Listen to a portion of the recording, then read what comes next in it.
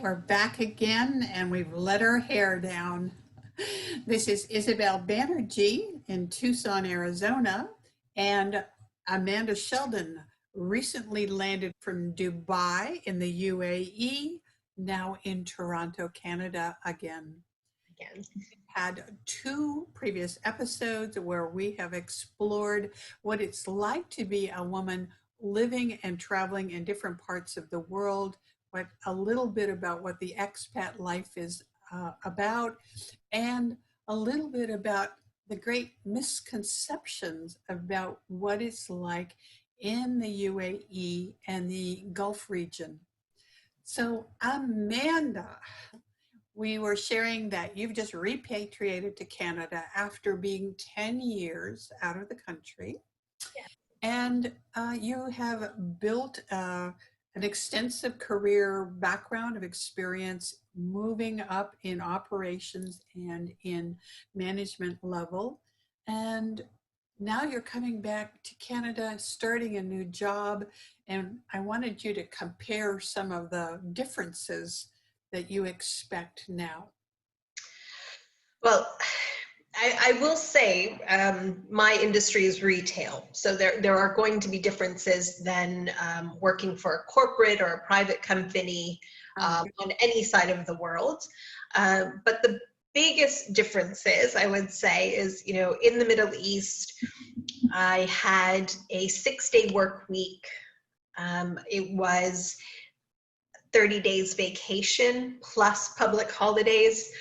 So I remember my first couple of years thinking, why are they giving me so much?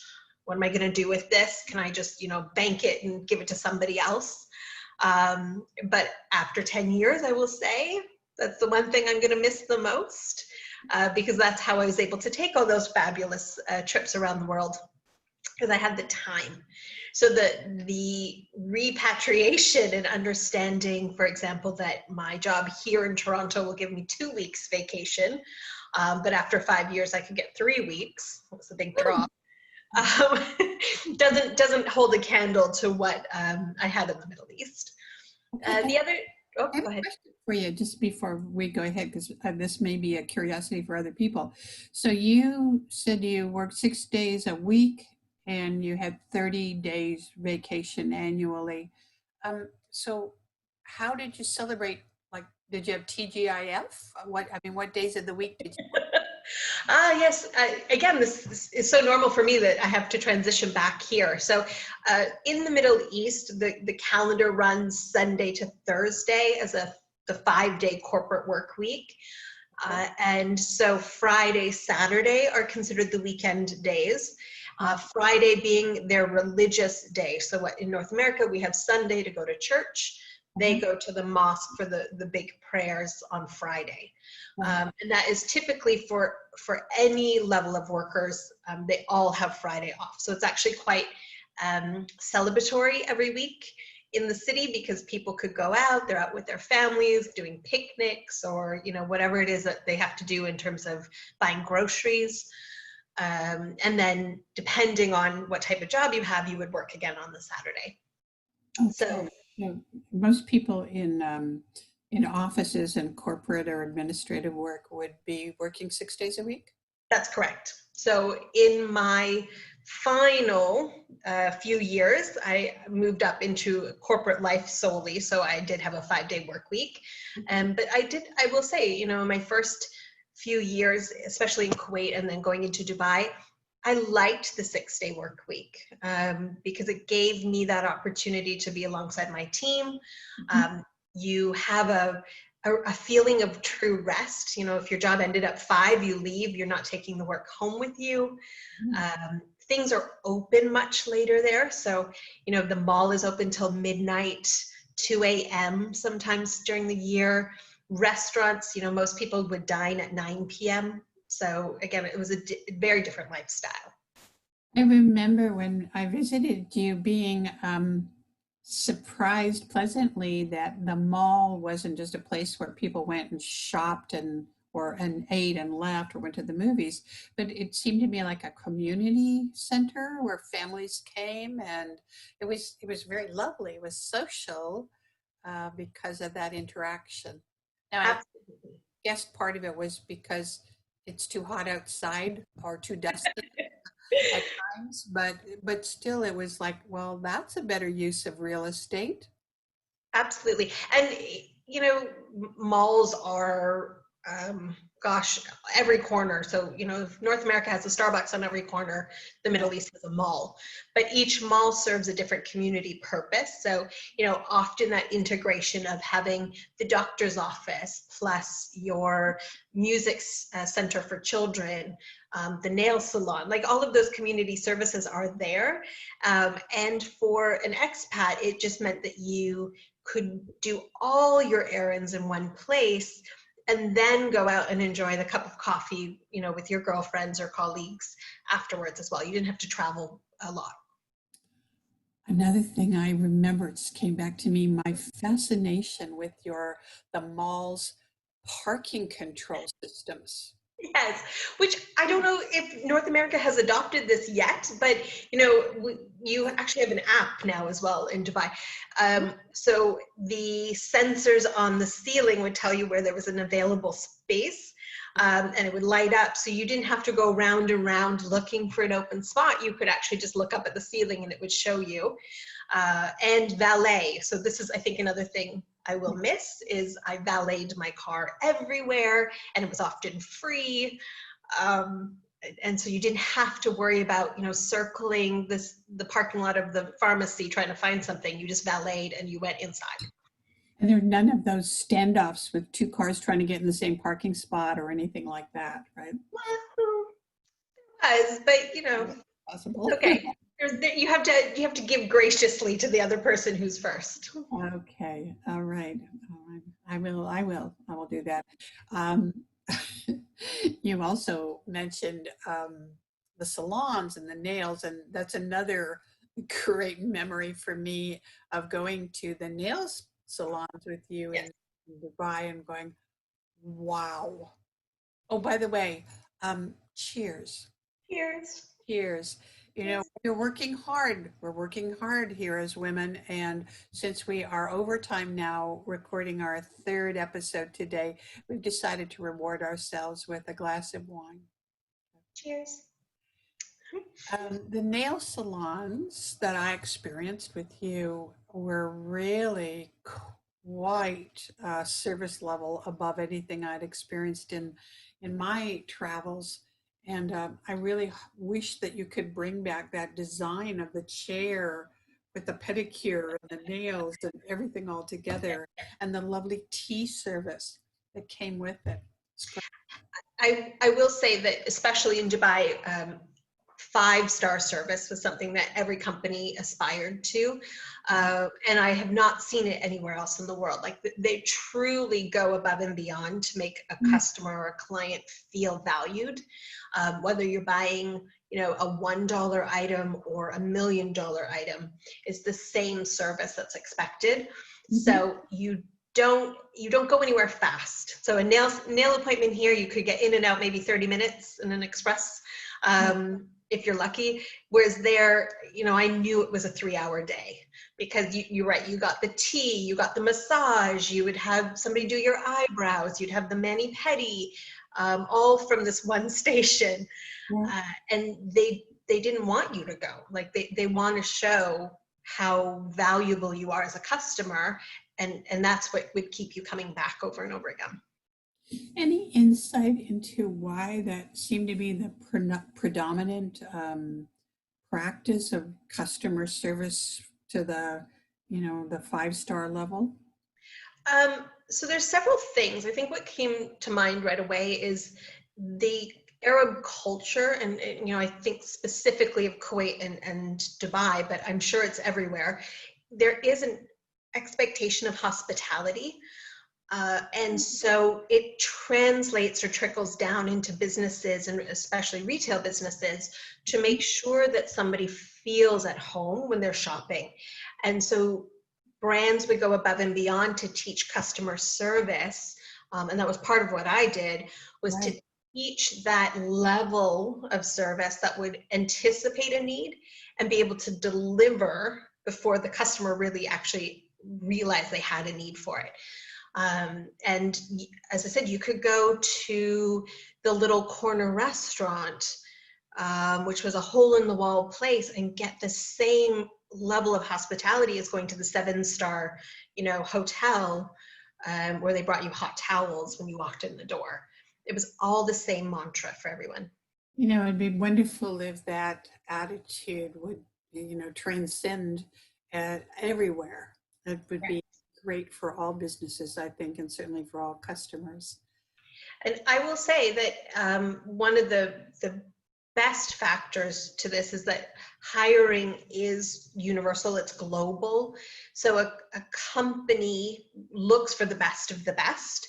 Or in my case, example, in retail, if we didn't find the best, we would find people from these other countries, bring them in and teach them the expectation. And we spent a lot of time investing in people's well-being and training in order to make sure that then the end result was the customer expectation or experience that was 5-star or was as close to perfect as we could get it. I was impressed with how you used to invest in your talent, training them, supporting them to grow, develop those people. I thought that was very smart.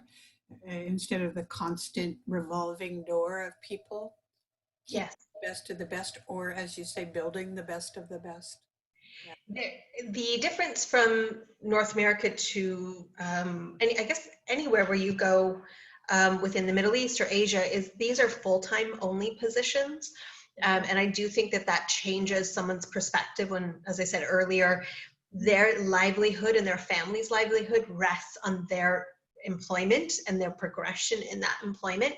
So it isn't a part-time job to get through university, it's a full-time position to support a family or support, building a house in their country. And so that does put a different responsibility, but also a level of pride in what they do. So we would spend time with the brands that I worked in, recognizing even small contributions to build that confidence and build that level of sense of ownership in what they could do to grow. And then again, try to internally promote as much as possible to show people movement, which then had the buy-in effect that I needed to make sure that I had a loyal staff that stayed with us. No wonder you were content to be there for a decade, because you were building your own family and your own relationships with the people. They were your work family, right? They truly were. I mean, I have more babies born than I can count from my staff, and being able to see people get married, or the times where they were able to sponsor their children to come live with them in the country, like all of those moments we were all together with, which is very humbling when, again, you see what you come from and what they have is so little, and yet they do so much with it. It's very beautiful, Amanda. All right, so what else would you think that, okay, I didn't see that coming as part of your career development? Well, I had in Dubai the opportunity to work for several different types of brands. Yep. And so I think I was unprepared for the economic downturn that the Middle East hit back in 2017, the first time. And so I wasn't prepared for the idea that the country didn't have infinite wealth to spend. And so I had to change my expectations of what business looked like, and really pivot my management style to be probably more assertive than a female is expected to be, but also more assertive than my staff had ever seen me to be. So that took a learning on my part to understand, how to be aggressive to get the sales going, but also then be mindful of, as I said, that development that was so cornerstone to my values. Oh, well, that's it. Leveling up your own skills. And as we like to say in the family, put your big girl panties on and right? I think the first time I ever said that to somebody, they kind of gave me this look like, what? So the often those phrases that are so common practice to us, and I have to hold my tongue.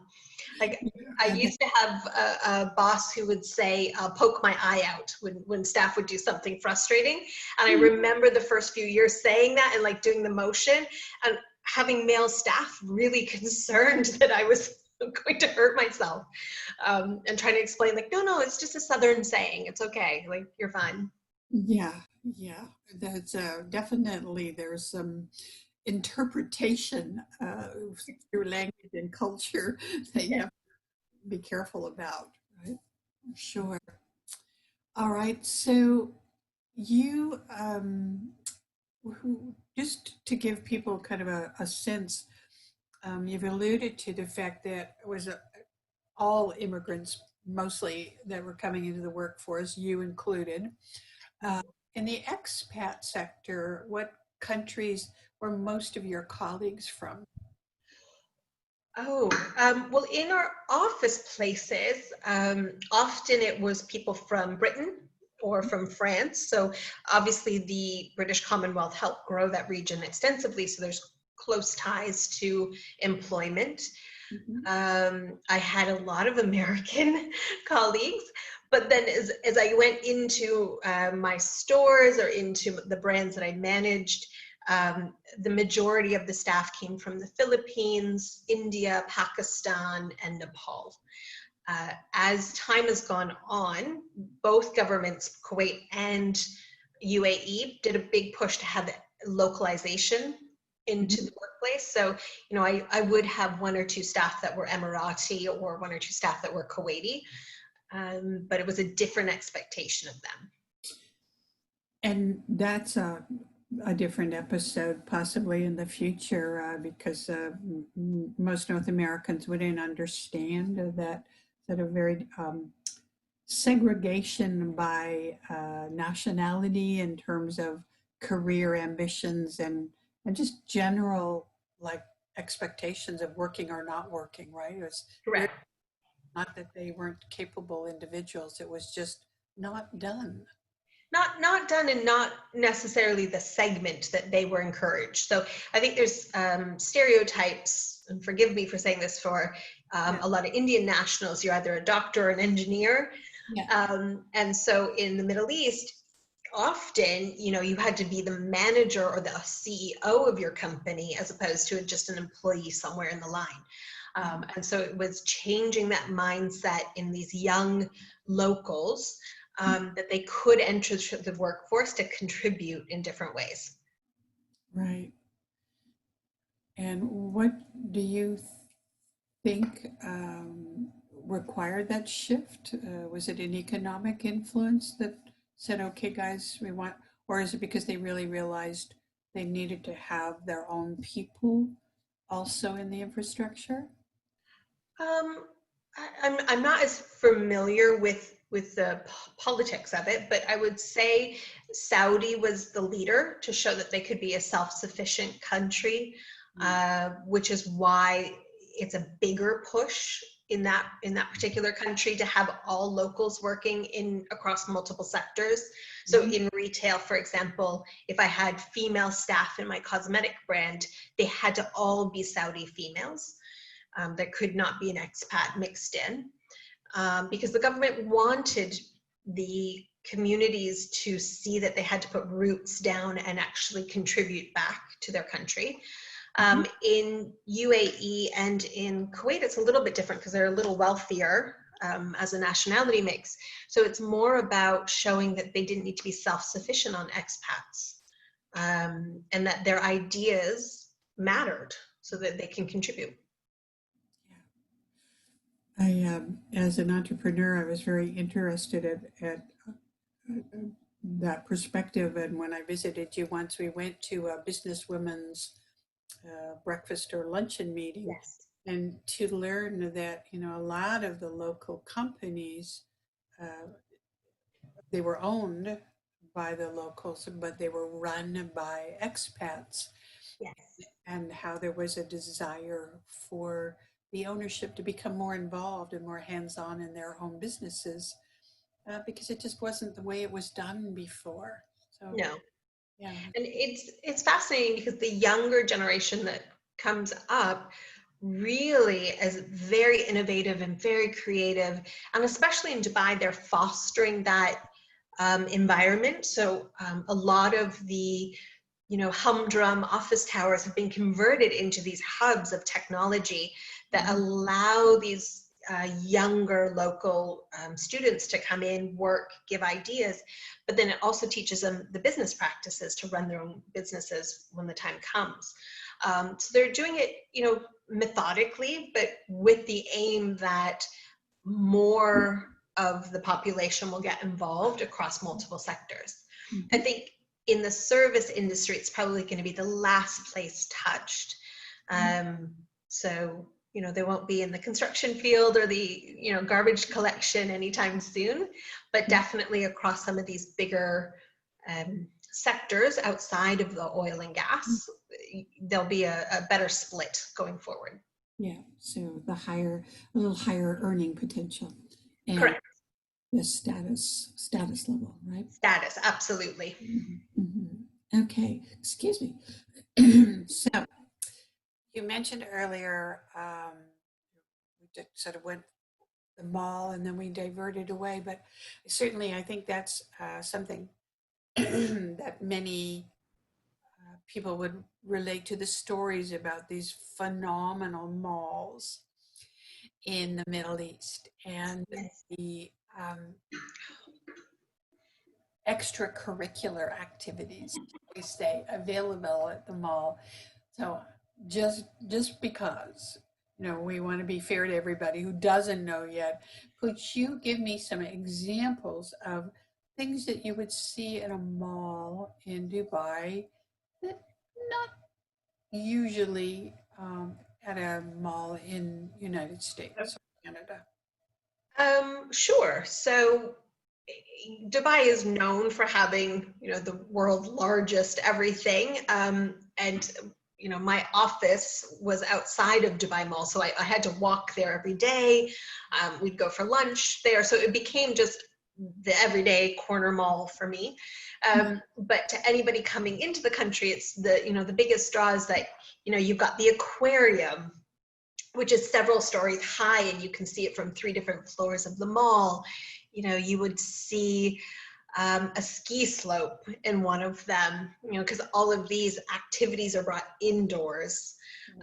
The next one being built in Abu Dhabi, which is one of the other Emirates, is, they're building a skydiving. So they're doing a mock skydiving version there, so you can go, drop from the ceiling.